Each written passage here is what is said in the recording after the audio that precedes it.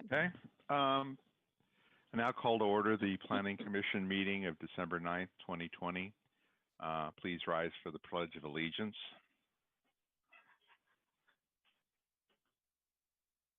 I pledge allegiance to the flag of the United States of America and to the republic for which it stands, one nation, under God, indivisible, with liberty and justice for all. So look to Commissioner Chair Kuru to please read the statement of values. Please remain standing.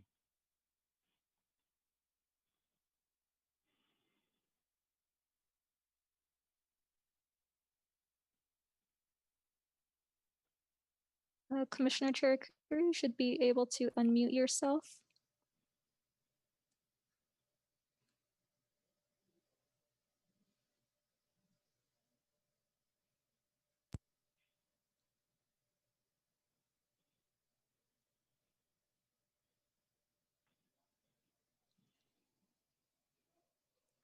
We still can't hear you.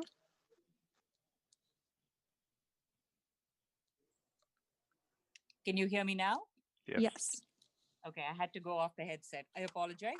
Please remain standing. As we gather, we humbly seek blessings upon this meeting. May we act with strength, courage, and will to perform our obligations and duties to our people with justice to all. Let us seek wisdom so that we may act in the best interest of our people, our neighbors, and our country. All this we ask so we may serve our community with fairness and respect, putting their needs before all. Thank you, Chair. All right, thank you. You can be seated. Elizabeth, can you please read the roll?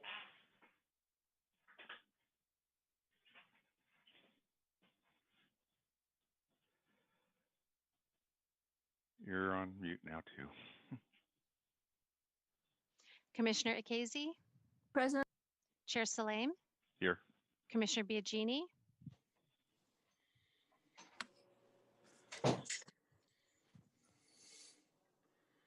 There we go. Present.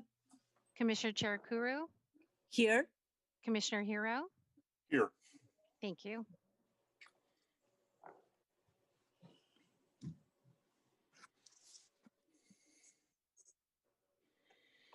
All right, so we have all of the seated or all the official commissioners here today, and we're not going to need to do any absentees.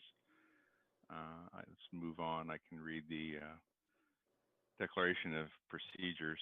Public hearings are conducted by the chair in accordance with the following procedures. Chair of the commission directs all activity during the hearings. All comments shall be addressed to the commission. Any item on this agenda may be continued to a subsequent hearing. Applicants will be allotted up to 10 minutes to present and justify proposals. Following staff presentation of the item, other speakers will be given up to 2 minutes. The applicant is then allotted up to 5 minutes for rebuttal of comments. No additional comments will be accepted upon the close of public hearing, although the commission reserves the right to direct questions to any speaker on any matter. Special procedures and time limits may be applied to any items as prescribed by the chair. Appeal of commission actions must be filed in writing within 7 calendar days. Copies of the current agenda and staff reports for each of the items on the agenda are available from the Planning Division office on the Friday afternoon preceding the meeting and available online. If we want to go ahead, we'll read through to the continuances and exceptions. This part of the meeting allows for applicants, members of the public, or other interested parties to request an item be continued without hearing, withdrawn, or taken out of order. Are there any requests from applicants, the public, or the commission for a continuance or exception on any of the items on tonight's agenda? No, we don't have any requests for continuance or exception. Awesome. There we go. Normally, the Planning Commission has 7 members. Whenever the full commission is not present, applicants have the option to continue their item to another meeting. I was hoping to ask questions on how this applies when we have 2 seats open officially rather than not temporarily. Is there any comment we can make on that particular situation? Perhaps our attorney? Well, yes, Mr. Chair, the same rule applies. In the event there's only, because there's only 5 members of the commission, it still takes 4 votes under the city charter to approve any action. So the applicant tonight will have the option of requesting a continuance without prejudice if they prefer to wait for a meeting in which there's 7 commissioners, 6. All right. So we'll probably have a conversation around when that should happen tonight. If there are no requests for continuance,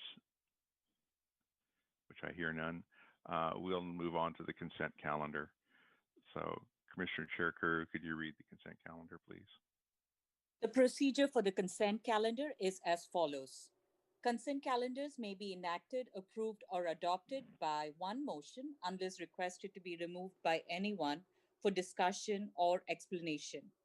If any member of the Planning Commission, staff, the applicant, or a member of the public wishes to comment on a consent calendar item or would like the item to be heard on the regular agenda, please make this request now. Items listed on today's consent calendar associated with file numbers constitute public hearing items. Planning Commission meeting minutes of July 15, 2020, and item 1B, Planning Commission meeting minutes of November 18, 2020 meeting. Are there any requests? No. Is there a motion to approve the calendar? Motion to So approve. moved. Second. Seconded. We have, I Take guess, your vote. Commissioner Biagini is the move, and Commissioner Kezi was the second. So that beat out Commissioner Hero for 1 second. And I understand from an email that Commissioner Hero was not here at that time, so we'll be recusing or abstaining from voting on that issue. The meetings minutes. Okay, can you, when you're ready, call the roll, please? Or call Yes, the, Assistant City Attorney, would this be 2 votes then? We'll have to do 2 separately. To take 1 vote, and we'll note for the record that Commissioner Hero abstained on 1A.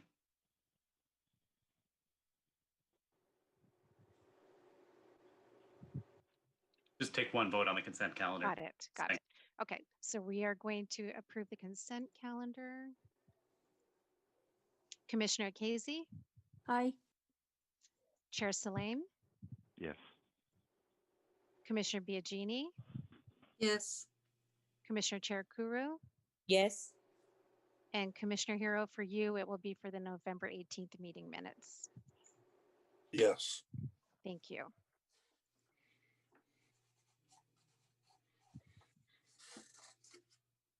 All right, so that passed unanimously. We can move on to public presentation.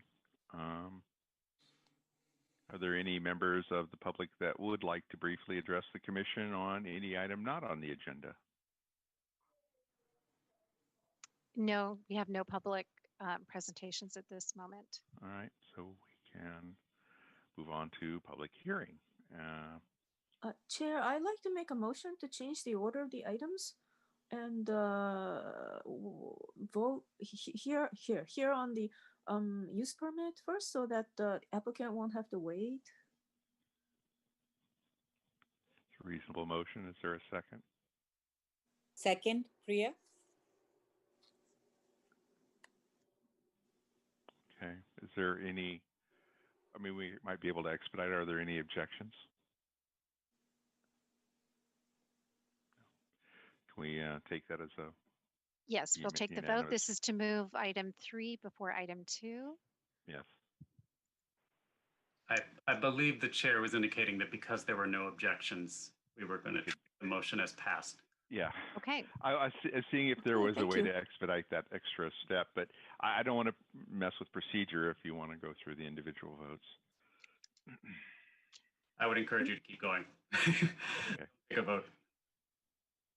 All right. Okay, so Chair Swaim, this is Gloria Shara, the staff liaison, and Rebecca Bustos will be presenting this item this evening for the 3194 Dela Cruz Avenue use permit application. All right. Thank you. Yeah, give me one moment. I'm pulling up my presentation. Sorry to blindside you. I but wasn't ready. yeah, it's very logical to reverse these two tonight. Yeah.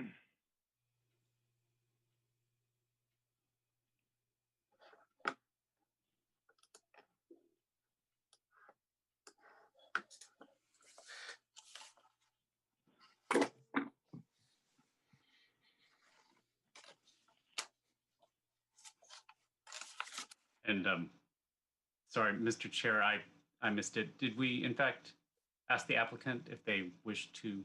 have a- Oh, we actually haven't given them the request. Is the applicant prepared to go early? Someone check.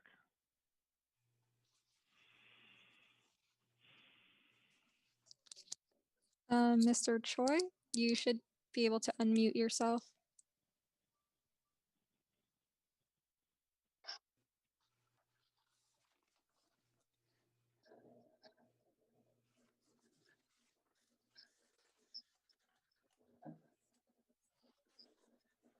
I think this is Gloria. I think Mr. Choi is unmuted.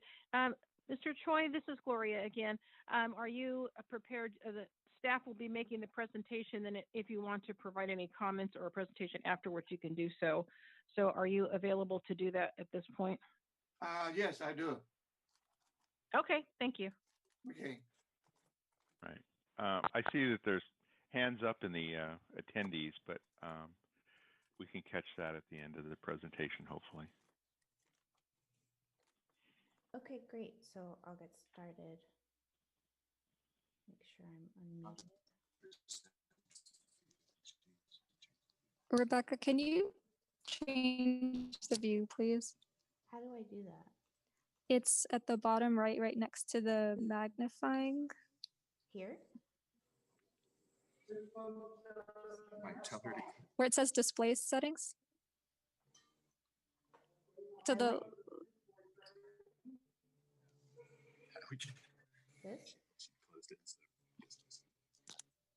Slideshow, right? so go to the screen that you were at, just yeah, or slideshow, go ahead.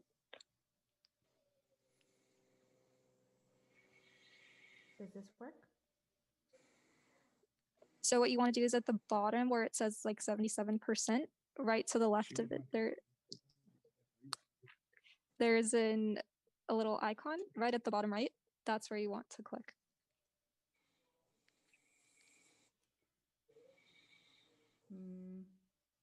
I'm Yeah, in it full screen, so I It can't expands really it to full screen.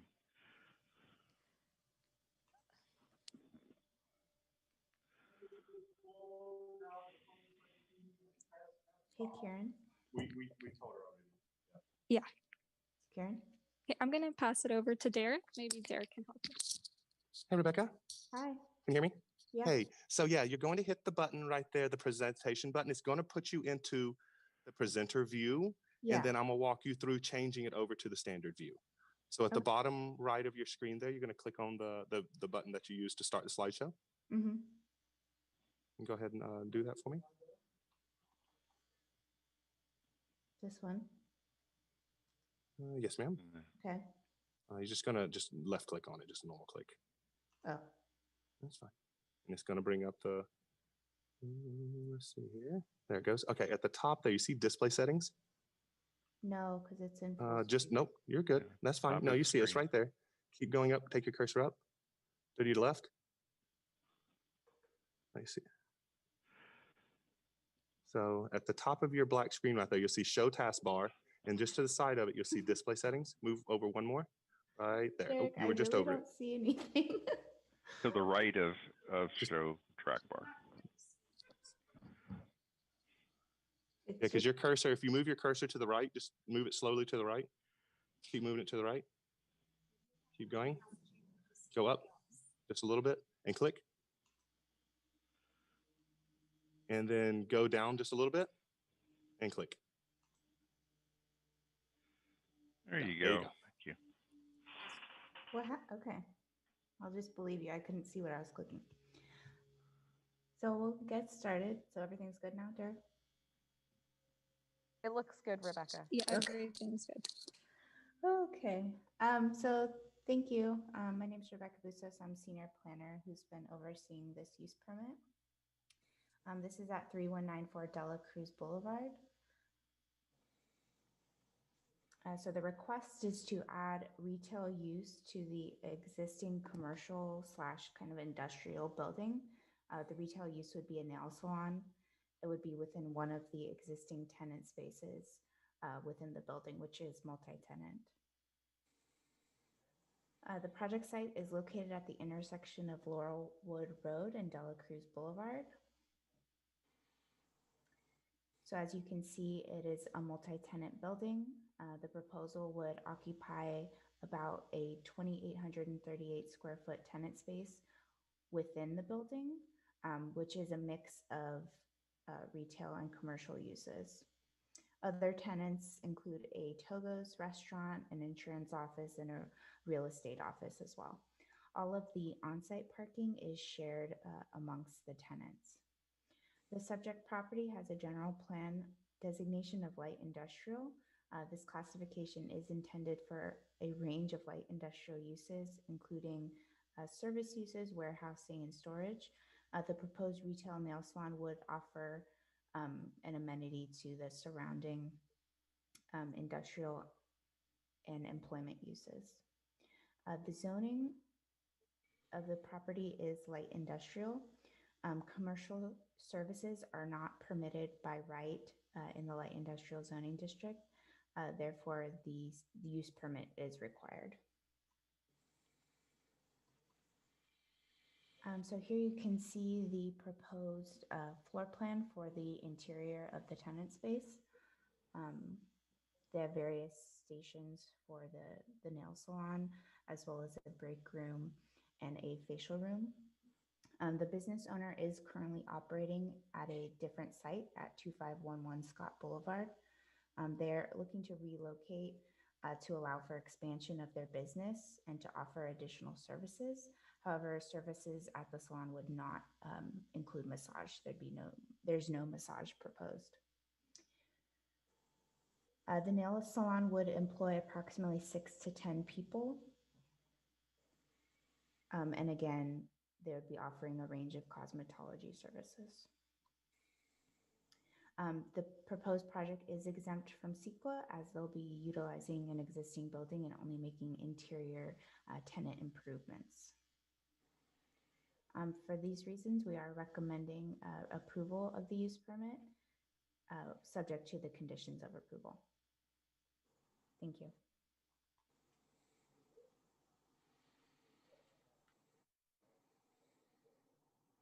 Okay. Are there any questions by the? Seems like it's okay, and we'll approve it.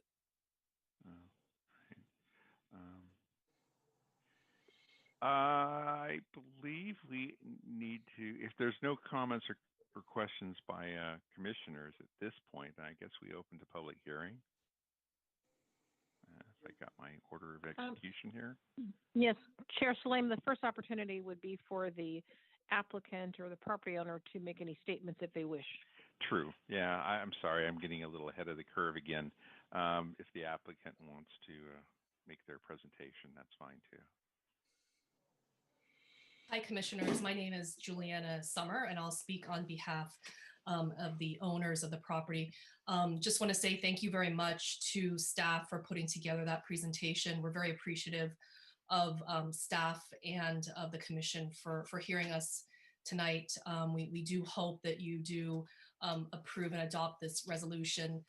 to allow our tenant to start getting back to business again once COVID allows us to. But of course, you know, as you know, small business is really suffering right now, and allowing us to move forward together with our tenant is something we're really looking forward to. So again, we just want to thank staff profusely and thank the commission for hearing our case tonight.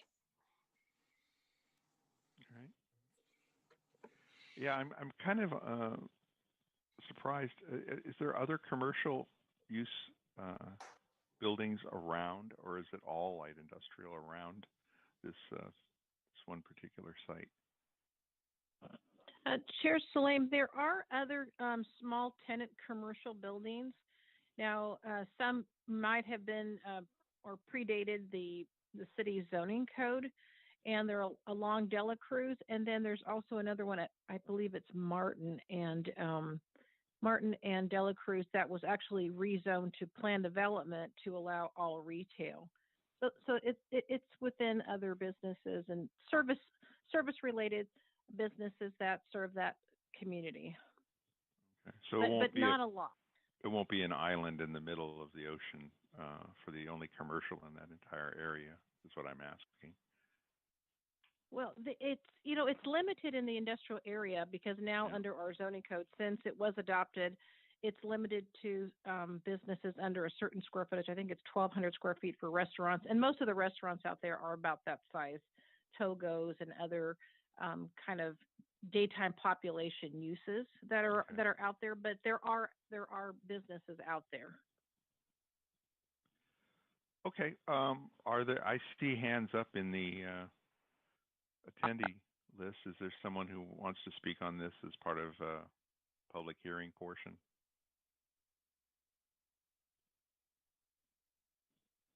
Francisco?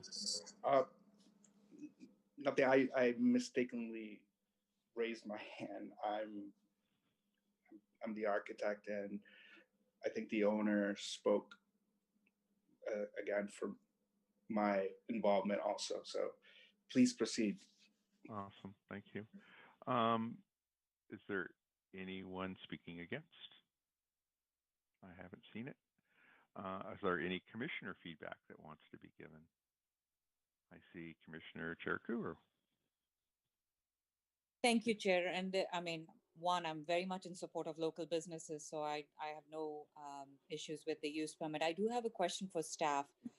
The zoning ordinance looks at the parking requirements, and I know there's 60, and this use requires 22 parking spaces.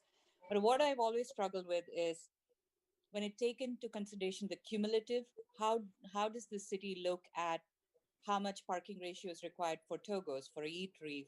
There's another salon right next to it, or I don't know if it's out of business yet, but it shows as Deepa Salon.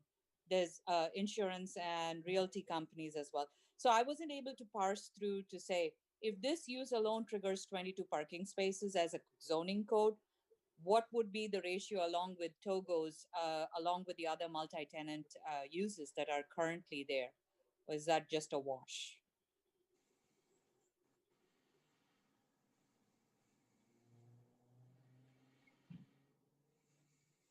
Rebecca, can you respond to that? I know there was a discussion in the report about the parking ratio for this use. Yes. Apologies, I was on mute and I was speaking to myself. I'm pulling up the zoning code, but I believe the 22 is actually for the whole of the commercial and industrial building because the parking ratio is lower in industrial. Okay. Okay. So we did look at it for the whole of the building in this instance. So the ratio is taken as light industrial, and you need 22 for light industrial, or you need 22 for now the new commercial / retail use? I believe the ratio is specific to not retail uses in industrial, but give me 1 second. Okay.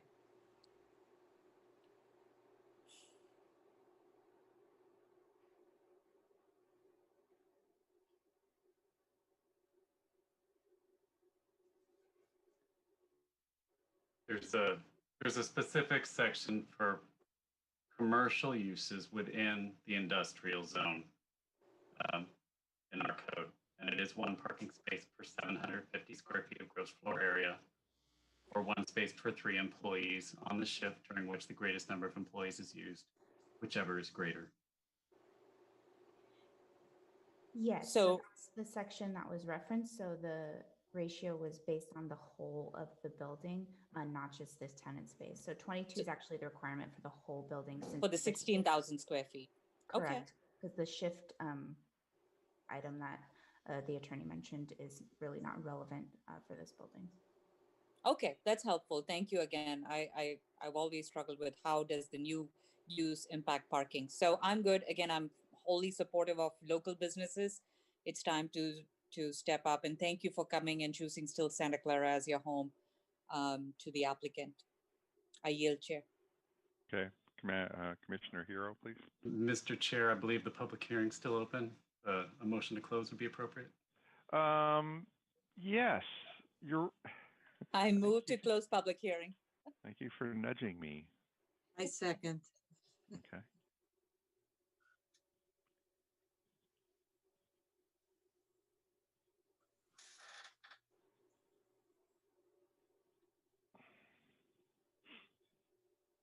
I need a big cheat sheet on the wall or flow control The diagram. motion is to close public hearing. Commissioner Casey? Yes. Oops. Chair Salim? Yes. Commissioner Biagini? Yes. Commissioner Cherukuru? Yes. Commissioner Hero? Yes. Thank you. The motion passes. All right. With that closed, now we can actually have internal conversation with Commissioner Hero. I'd just like to say that I'm familiar with the area and there are quite a few restaurants. I don't know that restaurants fall under the same classification as a nail salon. That would be one of my questions. In other words, what is the difference between having a retail nail salon or having a food service business? Commissioner Harrow, this is Gloria. There actually isn't any difference. The zoning code just distinguishes that non-industrial uses and it allows certain types of uses would be permitted through the use permit process. So they're not permitted outright by right. The things that are permitted are like business offices, industrial types of uses. So manufacturing, that type of thing. But if it's specific to retail or restaurants or nightclubs, it does require a use permit. Understood. So that being said, with numerous other businesses in the area, I'd be in favor of this. Okay. Commissioner Kizzy? Oh, thank you very much. Thank you for choosing to stay in Santa Clara, and I hope you do gangbuster business when everything opens. Okay. Yeah, I think there's a great combined sentiment of excitement that this actually is going to go forward. Yes. Is there any part of the process that I need to follow for a rebuttal? I don't think there was anything bad said. Is it time to make a motion? I believe so. I move that we adopt a resolution of the Planning Commission approving a use permit to allow retail use for the property located at 3194 Dela Cruz Boulevard. I get to second it. Beat me to it. Just so that I have something that I've seconded at some point. Okay.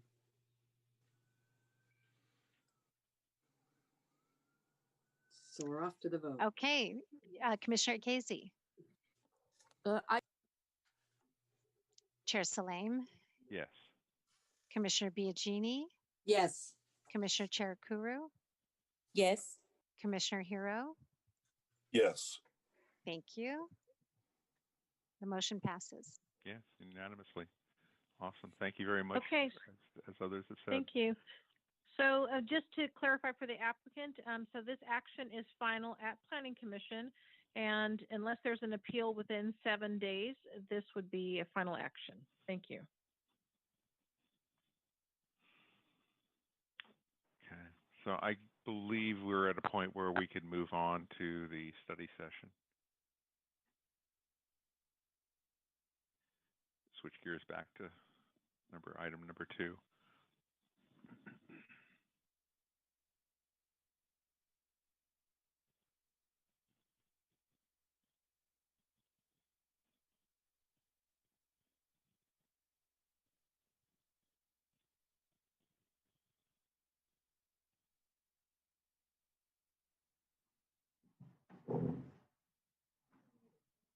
Thank you, Mr. Chair. We're here to talk about, this is John Davidson with the Planning Division. We're here to talk about the Freedom Circle focus area and our plans, or the Planning Division's plans for it. So the Freedom Circle focus area is approximately 108 acres in North Santa Clara, just off of Great America Parkway and 101. It's bounded on 2 sides by those 2 streets. On the east, it's bounded by San Tomas Aquino Creek, and to the north is Great America. It's almost exclusively parcels that are general plan for high intensity office, with the exception of the Santa Clara Marriott. So it's office buildings, the Marriott itself, and vacant parcel that's the Greystar site. So one of the questions that we've had is what is a focus area? Our general plan is centered around the idea of having areas for future residential development. So we call out focus areas for places like Patrick Henry Drive, which we're currently studying, or Tasman East, which you might have followed over the last few years. These are areas where we usually institute some sort of a plan, go through a planning process to create additional residential capacity. So this is something that with Freedom Circle, we don't have a focus area for that, for this particular area yet, but it was mandated by council in 2017 as part of the Greystar general plan proposal. So one of the things that's really positive about focus areas is that it, especially with our phased general plan, is that it allows us to focus growth in time and provide housing opportunities consistent with the needs of our housing element. So we're actually, right now, we're mostly in phase 2 of our general plan. We have one focus area, one specific plan area, the Patrick Henry Drive area, that was moved up by the council.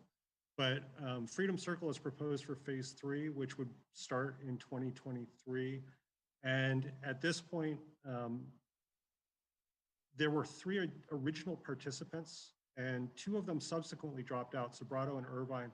So at this point, just understanding what the sort of realities of the market are, we don't anticipate the focus area to be brought forward as a potential specific plan anytime in the next 5 or so years at least. So this is mostly to create a potential planning context for the Greystar General Plan Amendment, which will allow 1,100 units of residential. So just in terms of existing context, Freedom Circle is an interesting area in the sense that it is one of the most intensely developed areas from a office industrial standpoint in Santa Clara. There are a number of towers there, and those are proposed eventually, well, to remain. What we will be doing, or what we're proposing to do with this focus area, is to create a new general plan designation that would allow both residential and industrial office. So, yeah, again, Freedom Circle is going to be described in the general plan as something that's intensely urban and with commercial character along Great America Parkway and Mission College Boulevard. the two major streets that are adjoining the Freedom Circle area. The other street frontages might be more mixed in character. So what would be added in terms of general plan capacity through the focus area designation would be 2,500 units in addition to the 1,100 in the Greystar general plan amendment for a total of 3,600. And then 2 million square feet of additional office space beyond the current high intensity office designation, which allows for a intensity of an FAR floor area ratio of up to 2, which is very intense. So twice as much floor area as land area. So this generally means things like 10 and 15-story buildings. So as I mentioned before, one of the things that we're going to do, or that we'll have to do as part of the creation of this focus area, is to create new general plan designation that allows both residential and high intensity office, which is something that we hadn't anticipated in the past. Generally, if we have mixed use, it's mostly mixed between commercial and residential, like the future El Camino Real. So the second part of the proposal is the Greystar General Plan Amendment, where they're taking that 13-acre vacant parcel in the southeast corner of the Freedom Circle area and proposing to build approximately 1,100 units there. They're going to change the general plan designation of their site from high intensity office to very high density residential, which is up to 100 dwelling units the acre, and they're right at about that density. So I think they're coming in right around 95 dwelling units the acre. The positive things about, or included in their proposal, are a 2-acre public park and a strong connection to the adjoining San Tomas Aquino Creek Trail, along with a small amount of retail to potentially activate one of the streets. So, and I do want to take a second and say how much of an amenity the San Tomas Aquino Creek Trail is, not just for the area, but regionally. And the San Tomas Aquino Creek Trail provides a number, or a pathway to adjoining amenities like Whole Foods and the shopping center across 101 without having to deal with traffic if you're on bike or on foot. So, you know, a part of the Freedom Circle focus area will be in a relatively short place or space inside the general plan to describe some of these amenities and to encourage future developers when they're creating a specific plan, and staff when they're creating a specific plan, to take advantage of these amenities. So for this focus area, we're already starting or have started the environmental review process. We circulated a notice of preparation in July. One thing to note, and that you've probably come across already, is that we're now in the world of not using level of service to describe traffic impacts. So this project is subject to the city's VMT policy, where we're trying to measure projects by how much they change, how many miles people travel during their day. So vehicle miles traveled instead of how delayed are you at an intersection. So we anticipate the environmental impact report to be ready for public review in the May timeframe of next year. So we've already circulated, like I said, the notice of preparation, and have gotten initial comments from a number of public agencies that have jurisdiction in the area, including the airport, Caltrans, the Department of Fish and Wildlife, the Department of Toxic Substances Control, which is related to the Greystar site itself, which was capped because of some earlier contamination. County roads and airports, our local housing nonprofit, in the Santa Clara Valley Water District. So for next steps, like I said, May is when we're thinking that the public review draft of the plan or of the focus area and the EIR are ready, and fall for the council hearing. And with that, I'm available for questions. Thank you.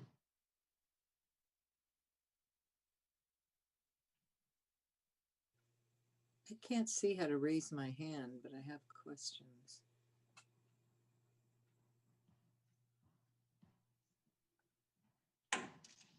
If you use the more button, The more, okay, More. that's where it's hiding.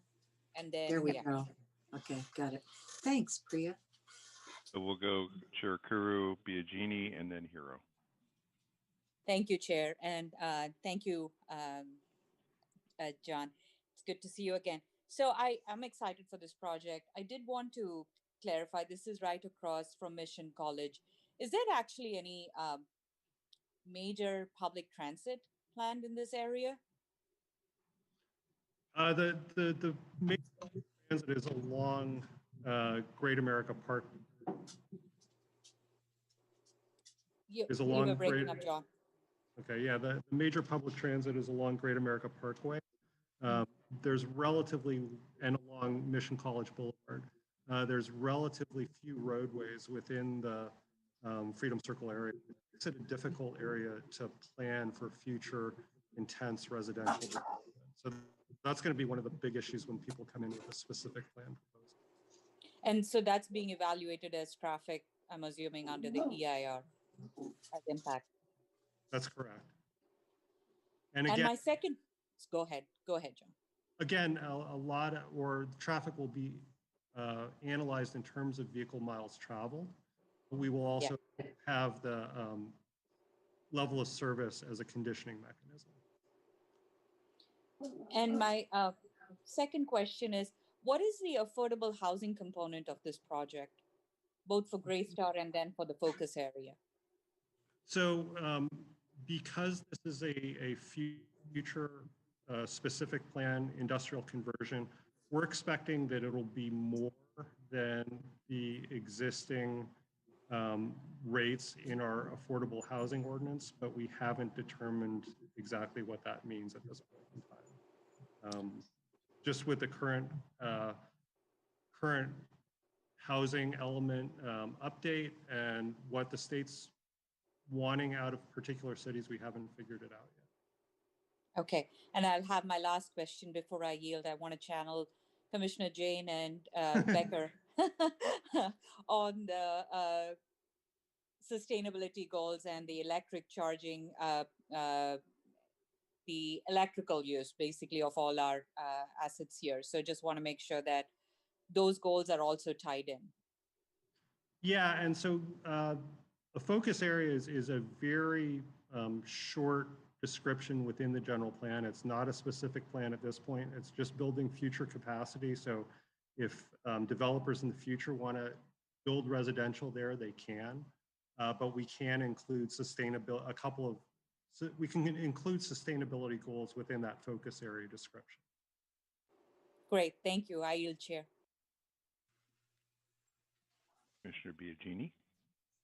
I'm only smiling, Priya, because you got three of the things that I was going to talk about already answered. So from a broader perspective, I just wanted to be very clear about something. There's nothing for us to act on tonight. This is just letting us know what's to come so that when we do get into more specific questions like, is there chargers for bikes? How is what any plans going to affect the creek trail? Things of that nature. We're not right for that now. That's down the road. And am I catching this right? Probably maybe in May, when there might be a little more. That's when the EIR will be available. And okay. As private citizens, you're obviously free to comment on the environmental impact report and the proposed focus area. Yeah, I mean, my point being, I don't want to burden the time in the study session with a list of questions. But on the other hand, I don't want to wait until some preliminary plans are drawn up and say, thank you very much, I don't like it, and here's why. So again, I'm assuming this is just to give us a picture of what's to come, but to weigh in on more specifics, because obviously I have the same concerns, well, maybe not obviously, the same concerns Commissioner Cherukuru has, who channeled Commissioner Jane Becker quite nicely, and also issues about how any plans might affect that creek trail, bird strikes, and things of that nature, especially with a 15-story building. But I'm kind of guessing that expressing, as Commissioner Cherukuru did, and I'm saying now, that there's folks on alert that that's going to be of interest. Am I correct in thinking that? Correct. And you'll, as I said earlier, you'll definitely have the opportunity to review the plan and the EIR when they come. Right, right. I just want to be timely. Okay, thank you. That's all. Sure. Commissioner Hero.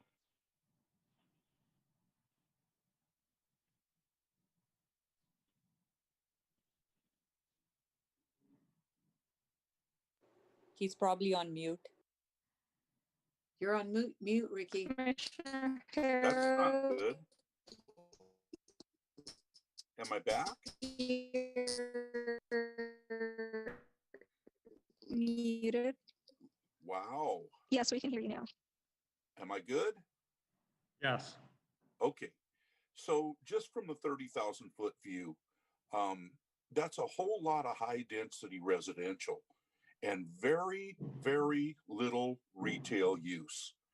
So from my perspective, I'm kind of a stickler for the retail, and as much as the city has lost,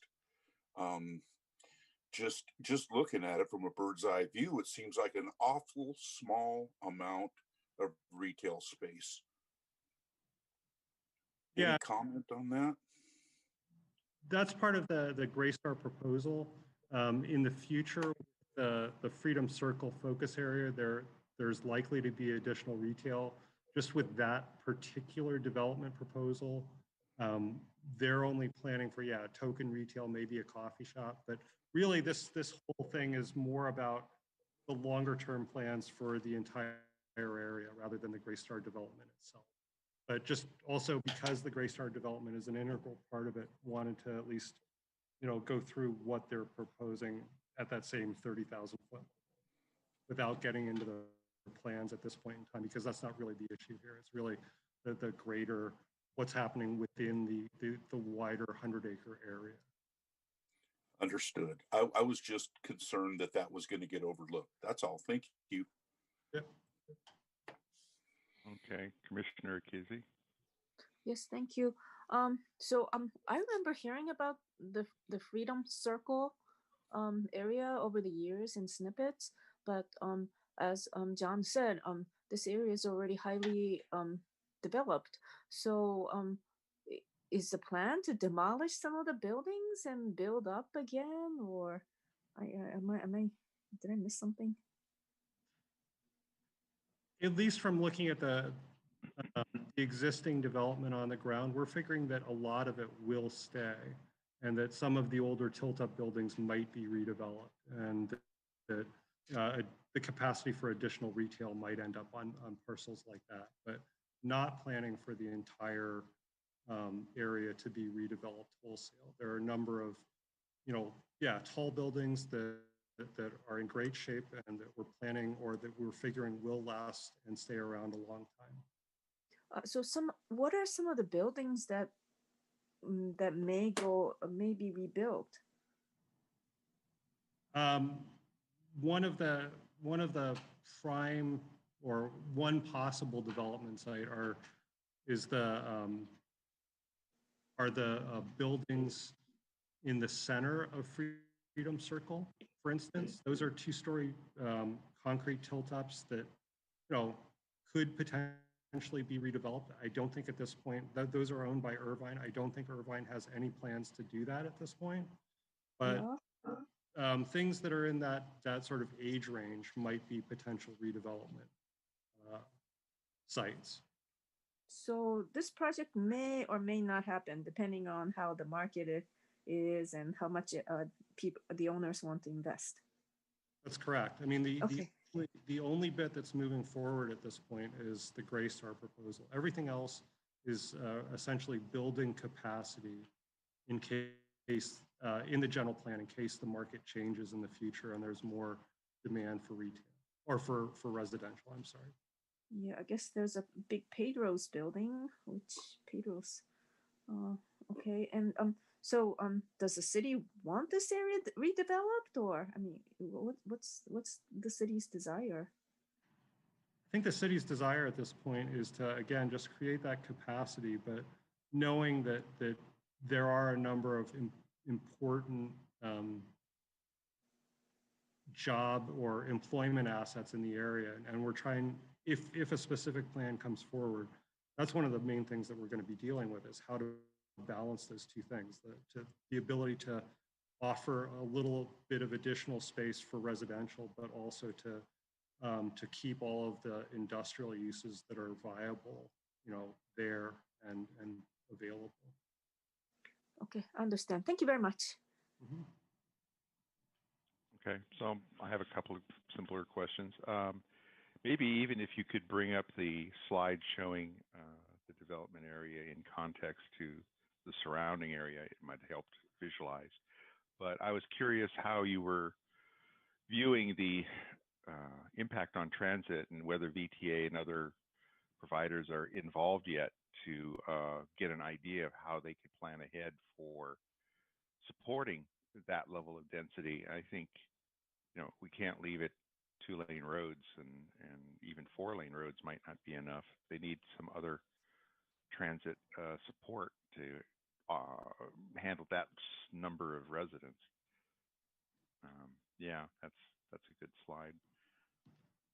So you're wondering about, so VTA has gotten a copy of the notice of preparation. They were involved when we were thinking of Freedom Circle and Patrick Henry Drive, which is just across Great America Parkway, as sibling plans. So they're aware of the plans that are going on in the area. And as we get a little bit closer to getting the EIR out on the street, we'll tap them again for additional input. Again, this is a bit of a tough one in the sense that there are relatively limited roadways through the plan area, but yeah, we'll be asking them again about their plans for Great America Parkway and Freedom Circle in terms of transit. Right. Okay. And has any outreach happened to the surrounding developed areas around this? I know it's probably pretty early for that, but I was wondering, like, across the creek, these a number of high-rise buildings you mentioned might create quite a change to the skyline for a lot of the surrounding areas. I'm just curious where your plans are for outreach. So we've had outreach through both when we were doing the City North vision that included Patrick Henry Drive, which included a community meeting that was noticed to a 2,000-foot radius.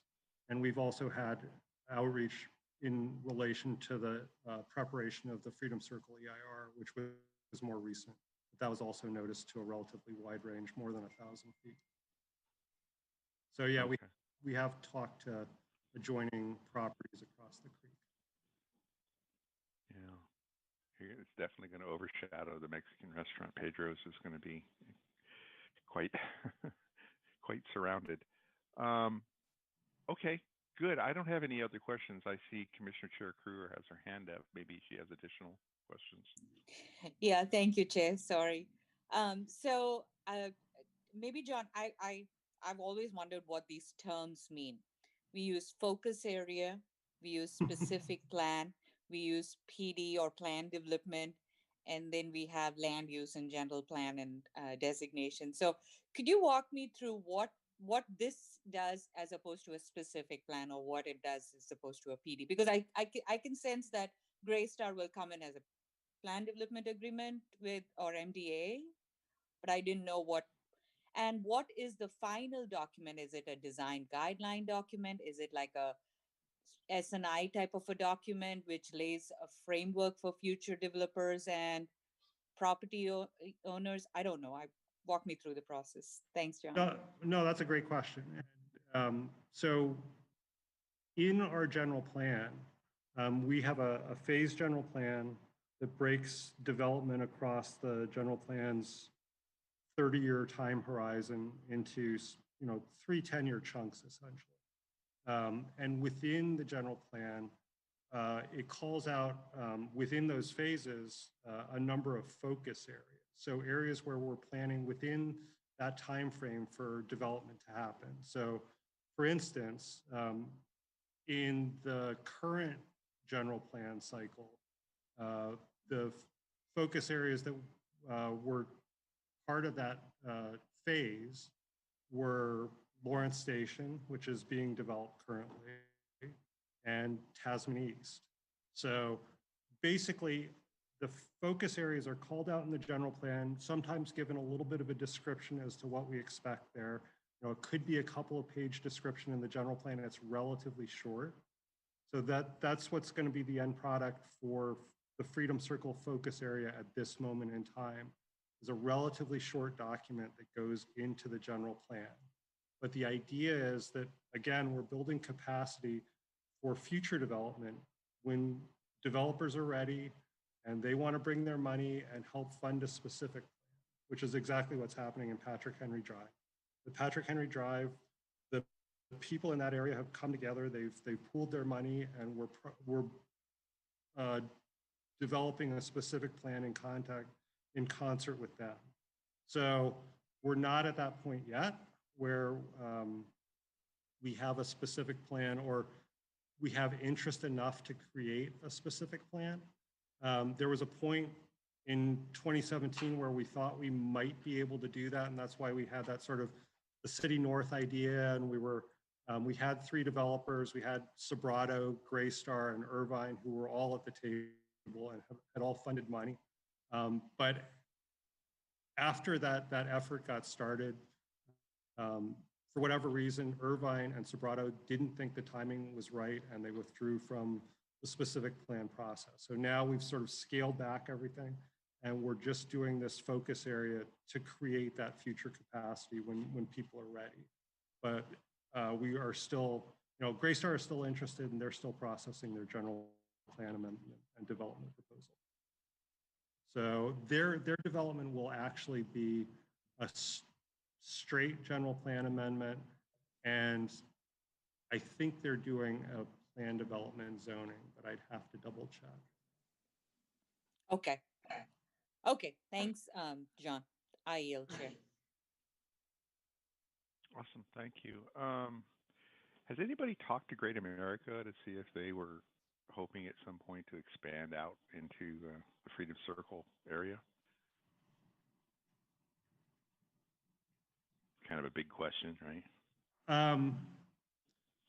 I'd have to follow up with, we have a person who processed the Great America long-range plan. So I don't think that was a part of their long-range plan. That was approved a few years ago.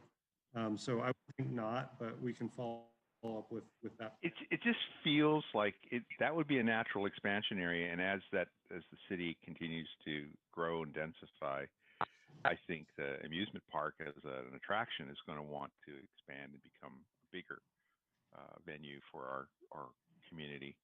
So maybe they had some hopes for branching out to that area. It's certainly going to be landlocked afterwards. Okay, that's all. I don't have any other questions. Yes. Salim, this is Rena. I do know that with the Great America Master Plan process, they are planning on sort of doing a downtown Disney, if you will. I don't really have another analogy for it, but having more of a, I don't know if people are familiar with that, but sort of like a retail shopping area that's kind of open to the public where you don't have to just go to Great America to experience it. But that wasn't to occur on the area that I think you're referring to. It's within the current property bounds that they currently own and have control over. But that was our most recent understanding of their interest in expansion. Okay, that's great because we heard we reviewed the process for their building the water park extension and some of the other areas, and it just felt like they were hoping to move in that general direction. I could see where that would be a natural bridge for them to have a themed commercial area like Disney does. But if they're able to expand within their own boundaries, more power to them. Okay, thank you. I see Commissioner Kizzy's hand again. More questions? Just a quick comment. This Great America expansion was proposed many years ago, and what I remember about it is that it's going to take place at the corner of Great America Parkway and Tasman. They have a big parking space there. That's what I remember. Yeah. I don't know what the latest plan is, but that's what I remember hearing. Right. So I think that will be pretty impressive when it manages to complete. Are there any other questions or comments? Okay. Well, I'm not hearing or seeing any. Is there a public comment on this study session? Do you see anyone wishing to speak, Elizabeth? I don't. No, we don't have any public speakers. Okay.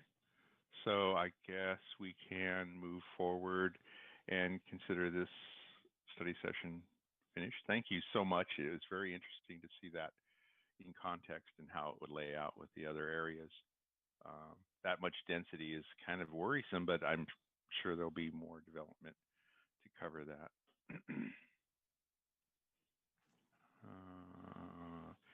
Well, I can scroll down through my notes here pretty quickly. We're actually all the way down to, I believe, reports of commission, board liaison, and committee. Are there announcements by staff or commissioners?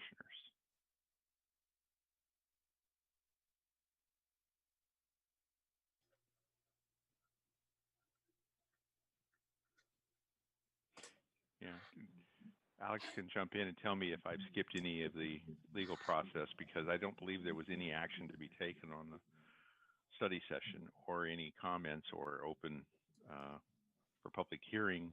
So we kind of jumped all the way through to the next step. Tonight you are smooth as silk. Right. Straight through. Awesome. Are there any announcements or staff or commissioners? You have two hands up, Chair. Oh, I need to switch back to panelists. All right, Commissioner Chair Kuro. I just wanted to check with staff on our status of planning commissioners and if this was the right time to either discuss or update us. Yes, Commissioner Chirakuru, members of the commission. We did get a report back from the city clerk's office that initially the appointment of the runner-up was going to be made at last night's meeting of city council, but because of the ceremonial nature, it was actually deferred, and this will be occurring next week. There will be the consideration of the first appointment, and then they'll discuss how they're going to handle the second appointment. This is Rena. Sorry, we got an update actually today, just so that everyone has the information that we're aware. We don't actually think this is going until at least January. It's not going to go on the December 15th meeting.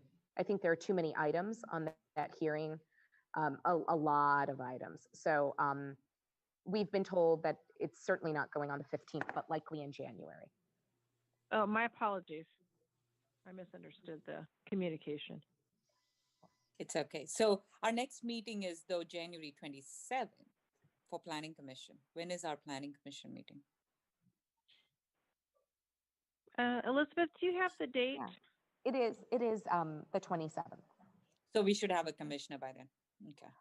It's possible. I can't guarantee anything. We just don't want to be in the pressure. We're still, yes, I know, but Should I please make do, it to quorum? you know, I would suggest you maybe don't take a cruise Pray. or a vacation or Don't go get somewhere sick. exotic. Pray Right. that we. But No colds, no flu, no sick. right. All right. No, thank you. Thank you, Chair. That was my request. Okay, Commissioner Biagini. Can I ask if there's going to be a city calendar this year or for next year? Well, that's a good side question. We can actually bring that up. I saw the Yes, the proposed- city is putting out a city calendar. I don't know exactly when it's coming out, but yes, it will be the same as previous years. Oh, that's great. Thank you. Chair, this is Gloria again. One thing I wanted to bring up, and I was actually had the information available at the last meeting, but we kind of got went through the last part of the agenda quickly, so I didn't have that opportunity. But Commissioner Ikezi asked about the retail portion of the project at 3700 El Camino Real, and that's the Essex Property Trust project. And I did speak to the developer. Now, the retail portion was actually spun off to another developer because it was in an agreement on when the property was sold in basically a bankruptcy filing. And so the new developer is actually proceeding and actually preparing their construction drawings right now. And they will be filing for their building permits in the first quarter of next year. So they are proceeding ahead with the commercial development. Oh, thank you so much. Okay, great. You're welcome. I'll let the resident who contact me know. Thank you. Okay, now Nancy Biagini. Okay, this is just a general PSA, public service announcement, all right?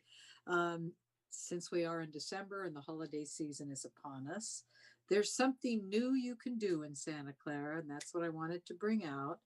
The Historic Home Tour is trying something for the first time. If y'all and anybody who's listening wants to go on the following website, SC, like Santa Clara, sc-hometour.com.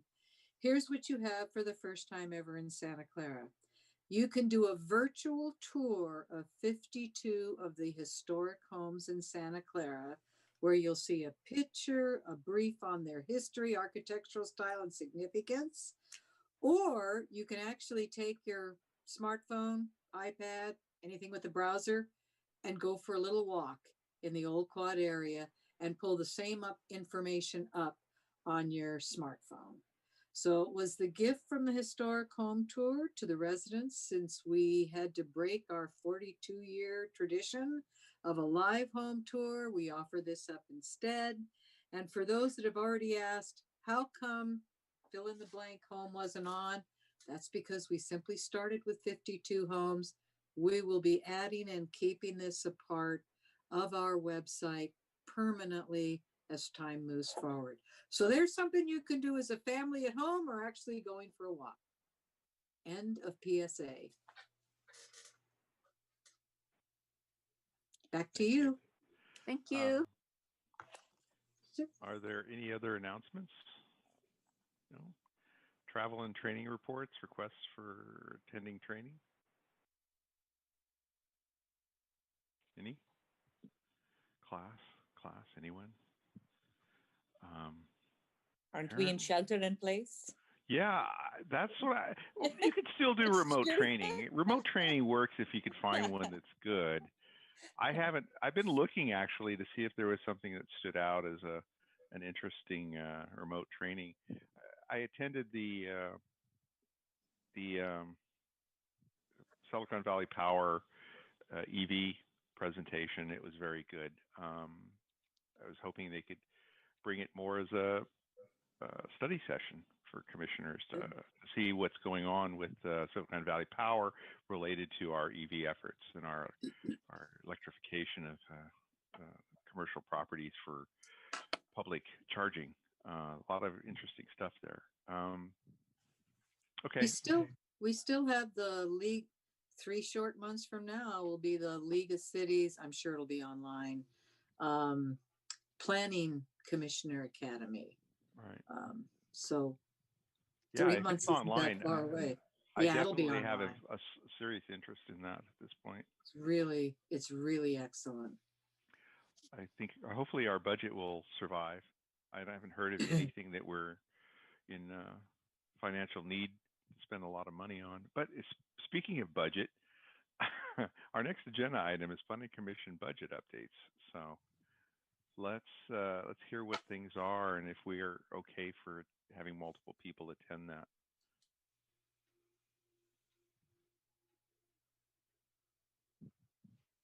Back to staff. Staff, you're on. Elizabeth, I have something in front of me. Okay, great. Thank you. I didn't know who was pulling that up.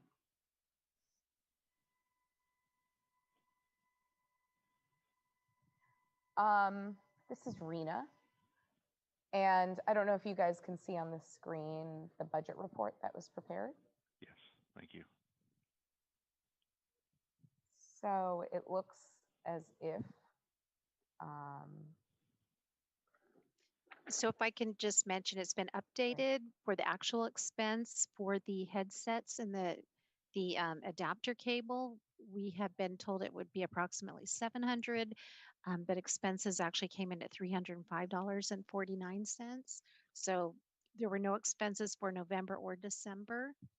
So it's been adjusted to show the actual budget balance of $14,896.81.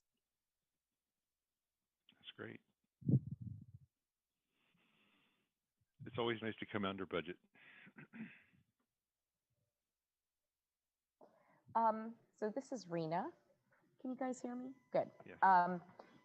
Yes. So to that end, I mean, we will have it, we will quickly approach June 30th where this budget needs to be expended by. And I know that we will have at least 3 planning commissioners who probably could benefit, and maybe others would be interested in attending the Planning Commissioner Academy by the League of Cities, which Commissioner Biagini had mentioned. So I was just going onto their website, and I don't know why, but I'm not seeing the 2021 Academy listed yet. It's on there. I'm looking at it. Is it? Go under Education and Events. Okay, I'm only seeing. And there's a pull down. Third one, Planning Commissioners Academy. Oh, yes. Okay. Let's see. I had it open, but it was for 2020. Oh, so Nancy, I'm sorry, shoot. Commissioner Biagini, it says 2020. It's actually 2021. I remember them saying March 4th to the 6th. So oh, really? They have a really? Yeah. Oh, that's a shame. It just looks like it's not updated. But assuming it is on March 4th through the 6th, I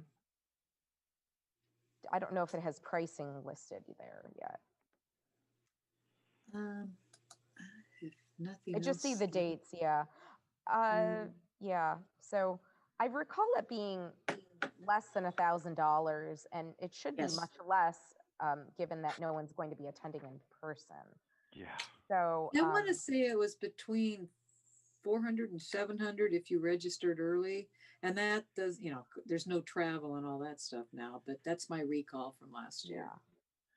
So I guess if we want to be very conservative, and we estimated 3,000 for planning commissioners to attend, which I'm sure that's an overestimation of what it would cost. That would mean we have about $11,000 of a budget left for additional training. And, just want to, in January, get anyone's thoughts on a training that may be a speaker that we should reach out to that would have a cost associated with it. And this would be someone who'd give us, we had a few trainings last year that fell into this kind of bucket. We had it on the cost of development.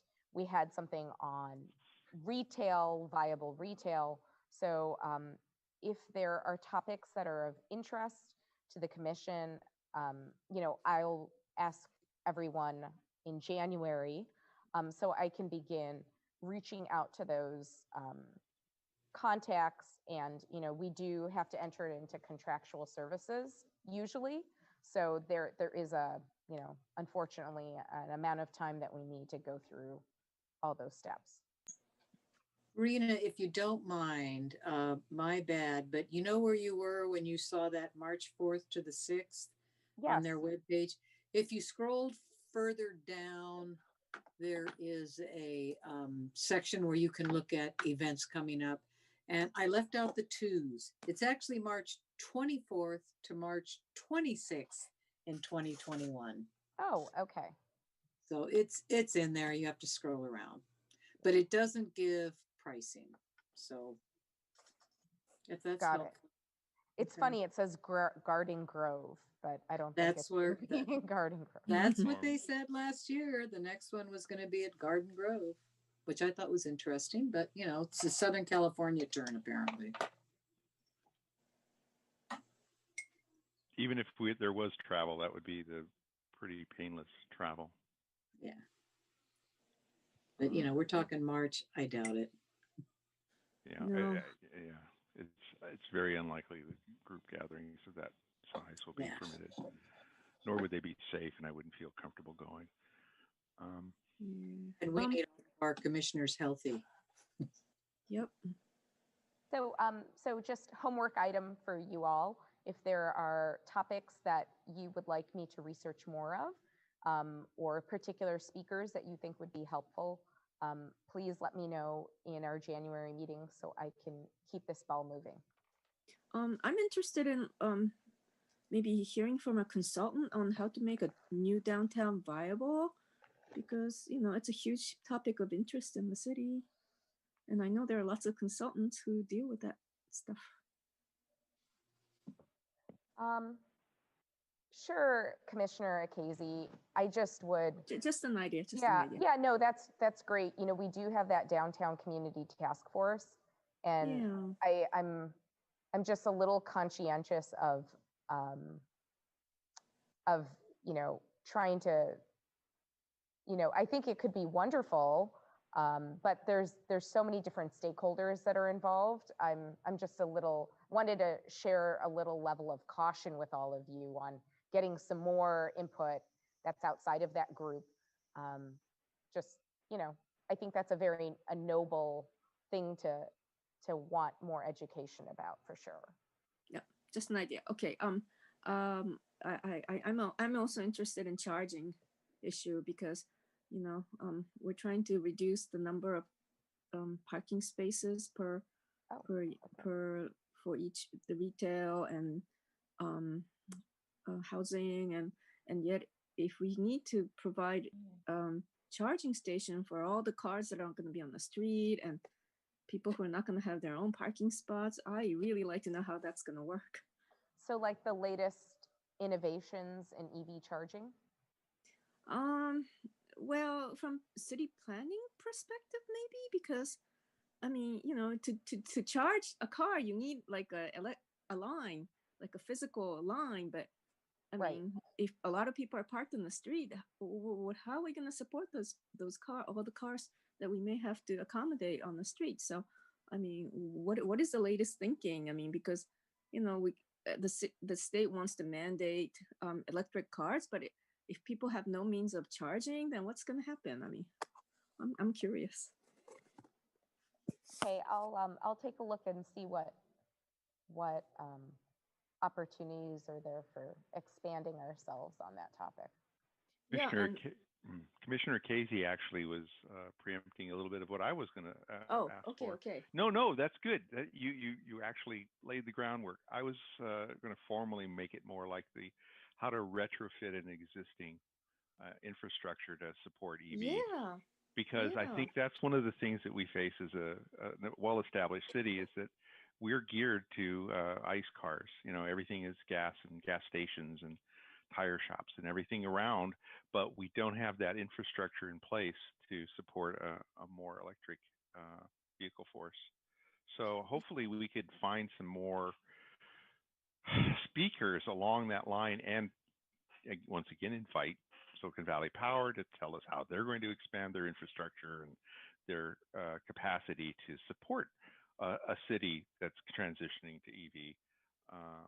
I'm not saying we're going to move into a utopia, but we definitely need to get an understanding of how we can make requests on developers and renovators to be prepared to support that in the next and there are 20 tons years. and tons of old apartment buildings. So what's going to happen to them? You know? Yep. That's I don't very even know true. if they have distributors that can accommodate that kind of power usage. So I don't know. I really like to know. Thank you. That sounds like a popular topic.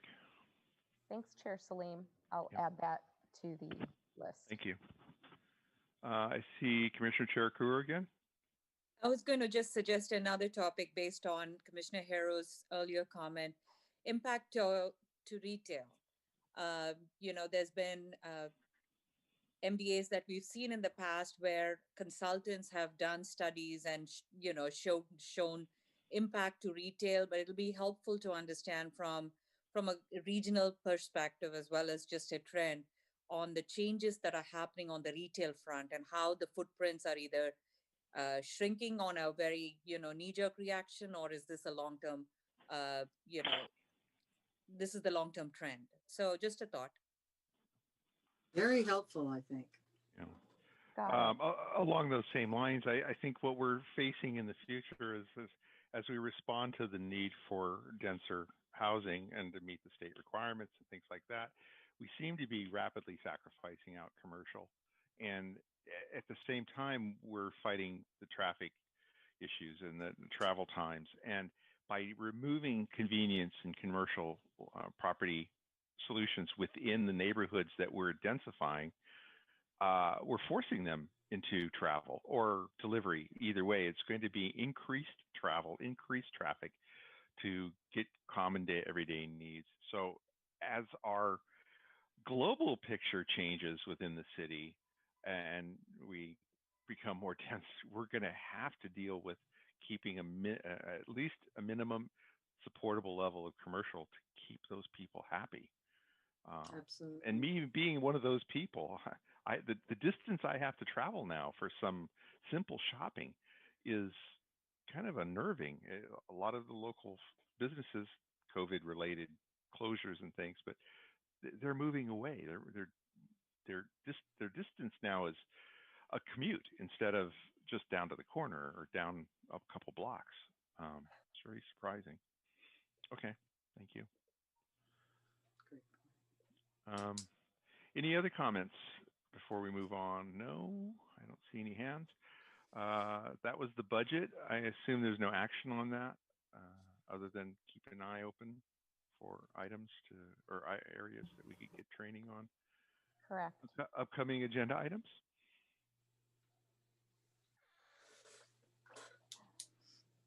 So we have been giving you all some study sessions on our various different specific plans that are underway. And we will be starting the new year off, probably switching gears a little bit, not in January, but in February, likely launching a public review of our zoning code update. So that's a document that, as many of you are aware of, it's something that is a big part of the work that we do and is a big undertaking. But I just wanted to give you kind of sort of a status check on where we are, where this document has been moving along and has gotten a lot of feedback internally. And we're trying to get it to a stage where the public, including yourselves, can provide, because the devil's in the details. We've been talking about things conceptually, and we want people to see how things are actually written in the actual proposed new document. So, and at that period of time, we'll also be coming to the Planning Commission with a study session. And it'll probably be a couple study sessions. And myself, I'm speaking with John Davidson about this, who's the principal planner, who's overseeing that body of work, because we do know that the Planning Commission's requested, and it makes a lot of sense, to split the approval into different sections of the code that you'd be considering.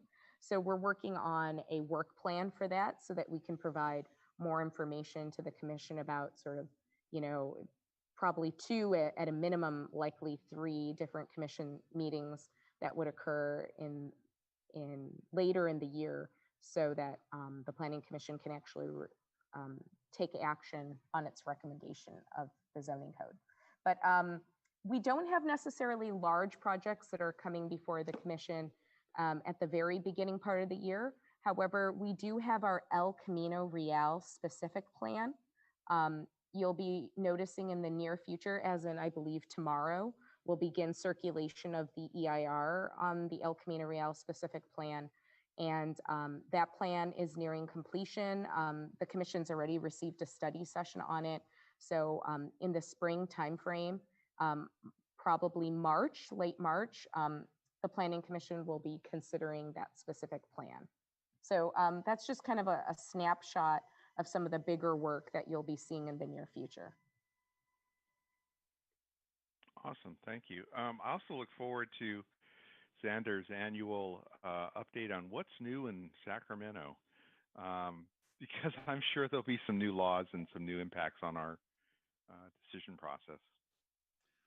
Well, to be clear, my annual update usually focuses on housing legislation, since one of the main focuses of your practice. 2020, honestly, it's been kind of a dismal year for housing legislation. Largely because of COVID, but there hasn't been a lot that the legislature has passed. A few bills, some new provisions on ADUs, no surprise. Another law on density bonuses. But as far as the volume, it's like about a tenth of what you saw last year. So I'd be happy to provide that update. It'll be a short update, but maybe I can mix in, and what's happened with the bills they passed in the previous year or something. So I'll work with planning staff. I'm figuring out a date for that update, which will be shorter than usual. No, short's good. That's good news. Thank you. I guess we're on to city council actions.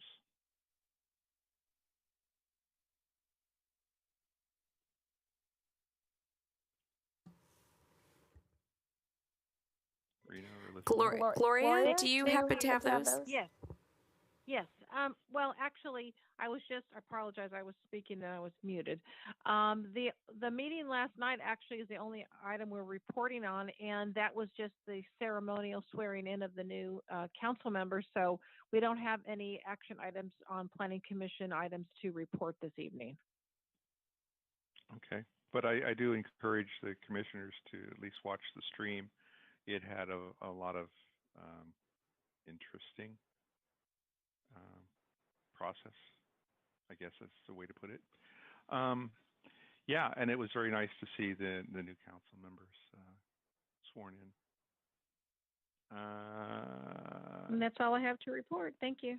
Thank you. I guess we're up to the magic moment. Is there someone that would like to? I move that we adjourn. Second, and I hope everyone will have a good holiday. Happy holidays. Happy holidays. Yes, thank you. Wishing everybody a happy holiday. Stay safe, everyone. Have a wonderful new year. Yes, Yep. Let's not contribute to the numbers. That's right. Keep everyone Stay safe around you. Stay safe. Stay home. Thank you so. Yeah, exactly. Thank you. Thank you. Good night. Good night.